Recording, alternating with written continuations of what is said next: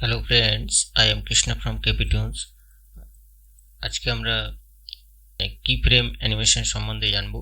কি ফ্রেম অ্যানিমেশনটা কি ফ্রেম কিভাবে হয়, কিভাবে করতে হয়, এগুলো সম্বন্ধে ডিটেইলসে জানবো। তাহলে চলো সফটওয়্যারটা আমরা ওপেন করে নিই। কি ফ্রেম অ্যানিমেশন হচ্ছে, ধরো কোনো ক্যারেক্টারকে আমরা অ্যানিমেশন করছি, সেটা শুধু এই প্রথম ফ্রেম এবং লাস্ট ফ্রেম তৈরি করব, আর মাঝখানের ফ্রেমগুলো অটোমেটিক আমাদের নিজে নিজে তৈরি হয়ে যাবে। এটাই হচ্ছে কি ফ্রেম অ্যানিমেশন। তাহলে কি ফ্রেম অ্যানিমেশন করতে গেলে কি করতে হবে? তা ফার্স্টে আমাদের একটা ক্যারেক্টার ইম্পোর্ট করতে হবে।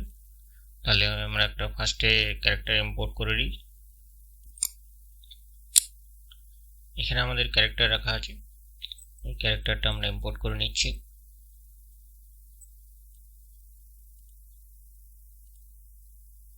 ক্যারেক্টারটি আমাদের চলে এসেছে।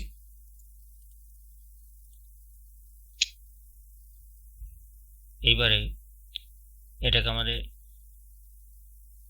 আগের দিন আমরা অ্যানিমেশন টুল সম্বন্ধে শিখেছিলাম, সেই অ্যানিমেশন টুলের মাধ্যমে স্কেল করে নিতে হবে। অ্যানিমেশন টুল সিলেক্ট করলাম,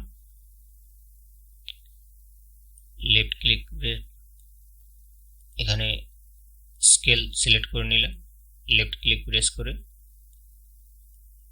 ক্যারেক্টারটাকে আমরা স্কেল করে নিলাম।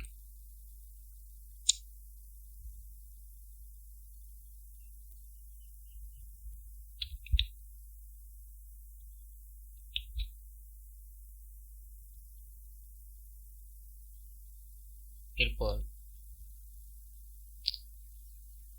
এখানে পজিশন সিলেক্ট করলাম, পজিশন সিলেক্ট করে ক্যারেক্টারকে আমরা ঠিক পজিশন মতো নিয়ে আসলাম, যেখান থেকে যত দূর থেকে অ্যানিমেশন করাবো।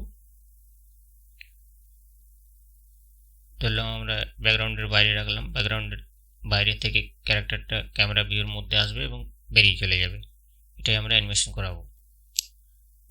তো এইখানে দেখে নাও, আমরা যদি এখন দেখো এখানে ফার্স্ট নম্বর ফ্রেমে কলম 1-এ একটা চাবির মতো একটা ছবি চলে এসছে।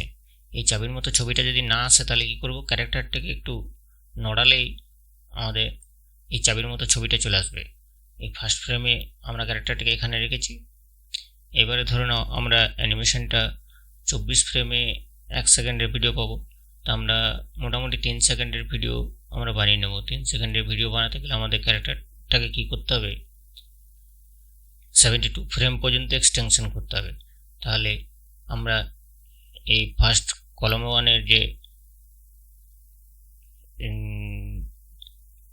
ফার্স্ট ফ্রেমটা আছে, সেখানে একটা হ্যান্ডেলের মতো গ্রে কালারের হ্যান্ডেল চলে এসছে। এটাকে আমরা ড্র্যাগ করে নিয়ে 72 ফ্রেম পর্যন্ত নিয়ে চলে যাব।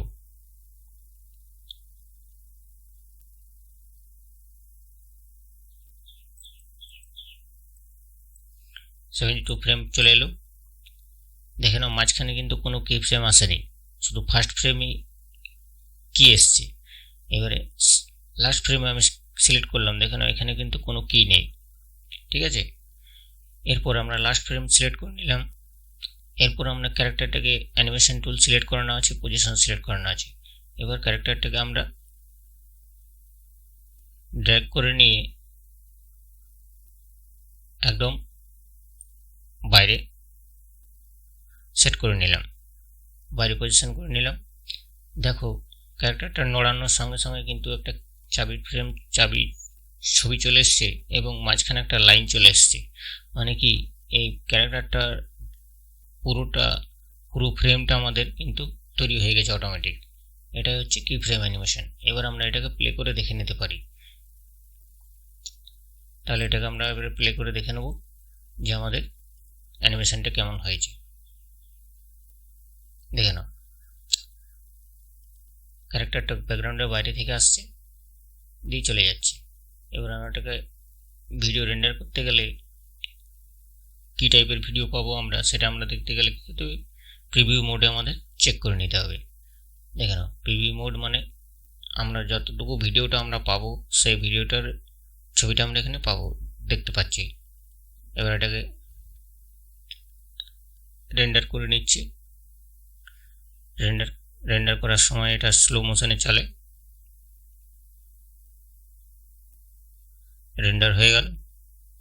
এবার আমরা প্লে করে দেখে নেব।